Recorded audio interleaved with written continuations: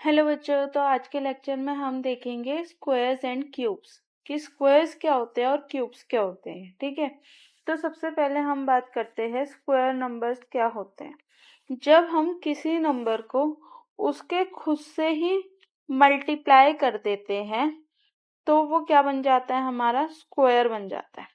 ठीक है, for example जैसे हमारे पास है 1।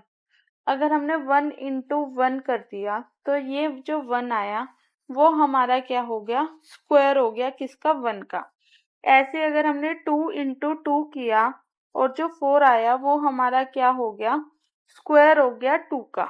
अगर हमने 3 × 3 किया तो वो 9 आया, तो ये क्या हो गया, स्क्वायर हो गया 3 का। ठीक है, ऐसे 4 × 4 16, 5 × 5 25। तो ये क्या हो गए, स्क्वायर्स हो गए।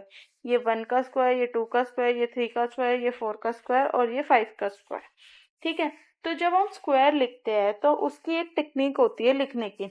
अगर हमें 2 का स्क्वायर लिखना है तो हम ये 2 × 2 = 4 ऐसे नहीं लिखते, हम उसको एक सिंबल से रिप्रेजेंट करते हैं। हम 2 के ऊपर पावर 2 कर देते हैं।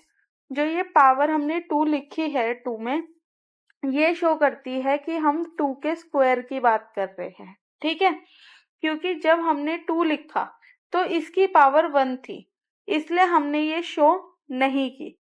जब हमारे किसी भी नंबर की पावर 1 होती है तो हम वो शो नहीं करते, बट जब हमने 2 का स्क्वायर किया तो हमने उसकी पावर 2 कर दी और उसको लिखा 2 × 2 = 4। इससे हमें पता चला कि 2 के स्क्वायर की जो वैल्यू होती है वो 4 होती है। ऐसे हम बोल सकते हैं 3 का स्क्वायर हमारा 9 होगा, 4 का स्क्वायर हमारा 16 होगा, 5 का स्क्वायर हमारा 25 होगा, 6 का स्क्वायर हमारा 36 होगा, 7 का स्क्वायर हमारा 49 होगा, 8 का स्क्वायर हमारा 64 होगा, 9 का स्क्वायर हमारा 81 होगा। तो यहाँ पे क्या चल रहा है, यहाँ पर हम उस एक नंबर को उससे खुद से ही मल्टीप्लाई कर दे रहे हैं। ठीक है, और जो वैल्यू आ रही है हम उसको क्या बोल दे रहे हैं, स्क्वायर है उसका। ठीक है, बस हम यहाँ पे रिप्रेजेंट करने का तरीका अलग है कि हम उसके पावर में 2 लिख रहे हैं। ठीक है, बट हम कर क्या रहे हैं, सिंपली उसी नंबर को 2 बार मल्टीप्लाई कर रहे हैं।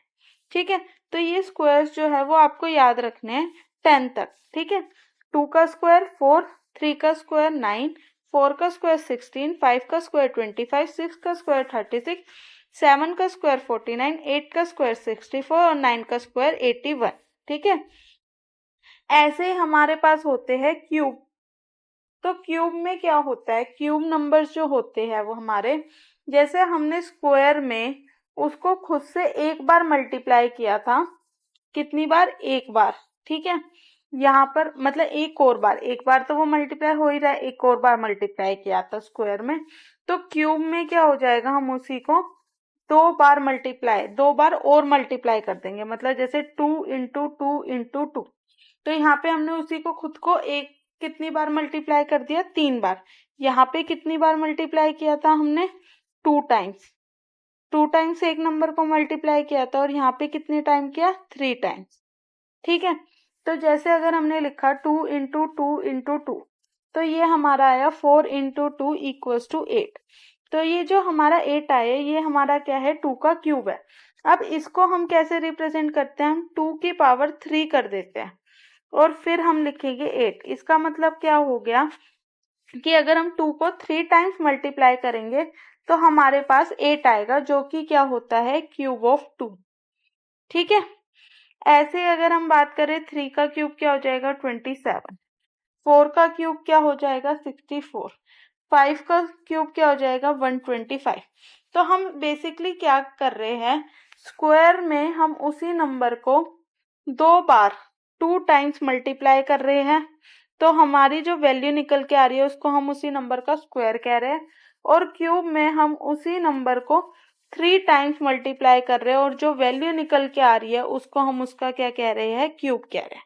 ठीक है, तो अगर किसी नंबर को हमने 2 बार मल्टीप्लाई किया, जो नंबर आया उसको क्या बोलेंगे, स्क्वायर, और 3 टाइम्स किया जो नंबर आया उसको हम क्या बोलेंगे, क्यूब। ठीक है, थैंक यू।